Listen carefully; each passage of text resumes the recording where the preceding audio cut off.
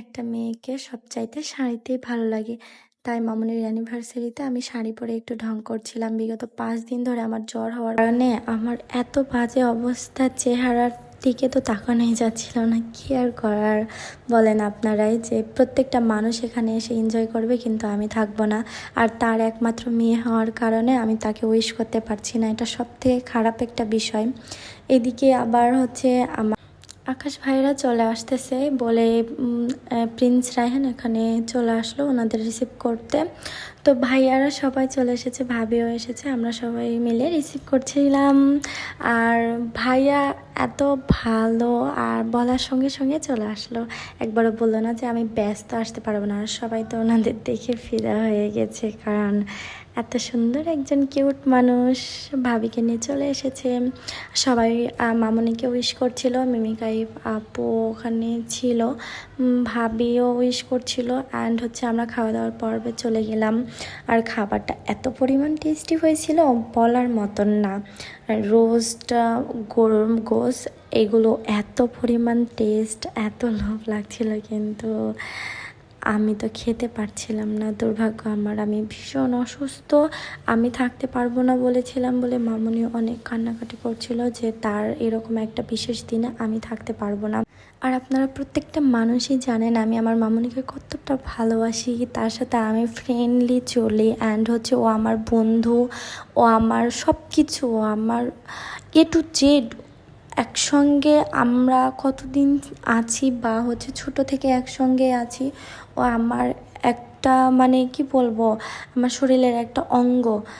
তো চাপাইগিরি ভাইয়াদের সাথে এখানে মজা করছিল সবাই মিলে, আমি একটু সাইডে কাজ করছিলাম দেখে ভাইয়াদের সাথে ওইভাবে বসতে পারি নাই। তো ভাইয়া সবার সঙ্গে মজা করছিল অ্যান্ড ভিডিও নিচ্ছিল কিছু। ওরা অনেকগুলো মানে স্কিপ নিয়ে ভিডিও নিচ্ছিল, চাপাইয়ের ভাষায়, নওগাঁর ভাষায়, রাজশাহীর ভাষায়। ভাই অনেক মজা নিয়ে নিয়ে ভিডিও করছিল। কানিজ ফাতেমা আপু তো অনেক ঝগড়া করছিল ভাইয়ার সাথে। আর এদিকে আমরা সবার খাওয়া দাওয়া হচ্ছিল কিনা দেখছিলাম, যেহেতু আমাদের প্রোগ্রামটা। আর বিষয় হচ্ছে যে প্রত্যেকটা মানুষকে আমরা দাওয়াত করেছি, তাদের সব কিছুর বিষয়ে আমাদের নজর দিতে হবে। আর আমার হচ্ছে মামুনির আউটফিটটা ছিল দারুণ, মানে বলার মতন না, এত সুন্দর এত সুন্দর। সেটা পেয়ে যাবেন জেরিস কালেকশনে। আর যে শাড়িটা আমিও পরেছিলাম ওটাও পেয়ে যাবেন জেরিস কালেকশনে।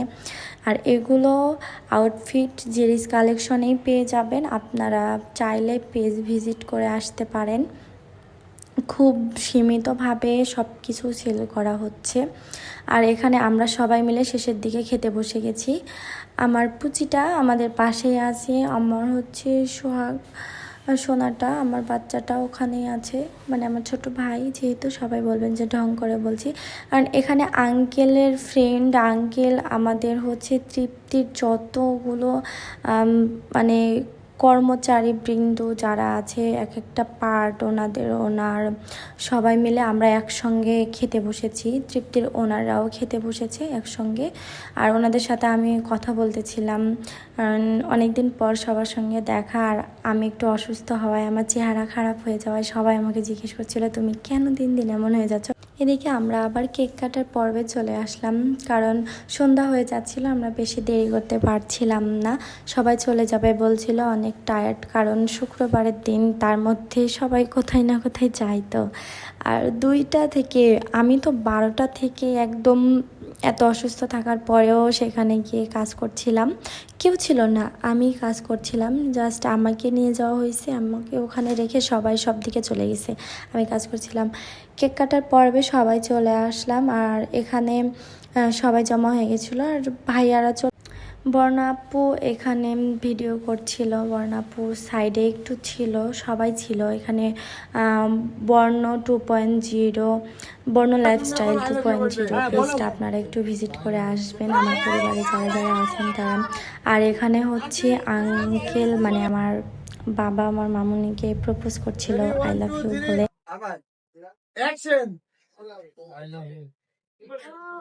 আমাকে কিছুই দিতে পারিনি, শুধু ভালোবাসা, সম্মানটুকু আর বিশ্বাসটুকুই দিতে পেরেছি।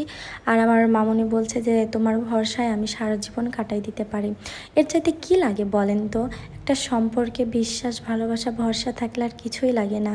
এই নিয়ে ওরা 14টা বছর কাটিয়ে 15টা বছরে পা দিল। আমি সব সময় তাদের জন্য দোয়া করি আমার বাবা মা যেন এইভাবে ভালো থাকে, আমরা যেন সব সময় ওদের এই হাসি মুখটা দেখতে পাই। কখনো আমি দেখিনি যে আমার মা অনেক কষ্ট আছে, হয়তো বা আর্থিক দিক দিয়ে সব সময় সবাই সব রকম থাকতে পারে না, কিন্তু আমার বাবা অল টাইম আমার মামুনিকে অল টাইম সব কিছু থেকে ভালো রাখতে চাই। আর সে যত কষ্টেই থাকুক না কেন কখনো মুখ ফুটে বলে না যে হচ্ছে তুমি এটা কেন করলা।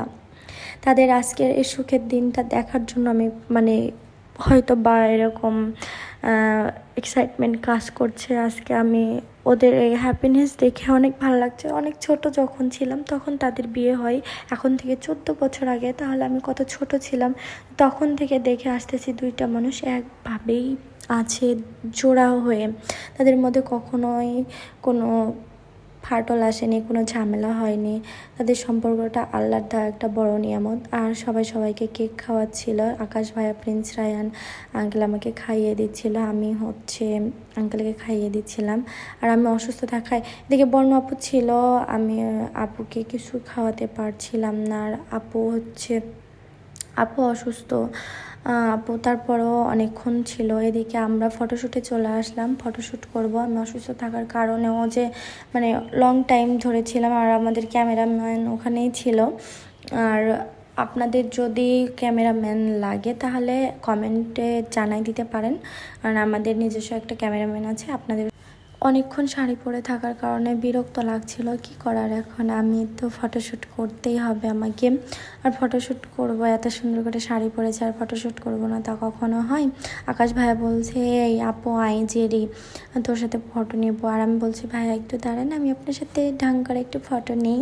আর আকাশটা এত সুন্দর গাইস, বলার মতন না।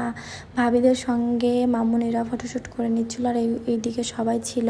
আর আমাদের ক্যামেরাম্যান তো এখানেই ছিল, আমরা একটু সাইডে চলে আসছিলাম। ফটোশ্যুটের পর্বটা আমার ভীষণ ভালো লেগেছে।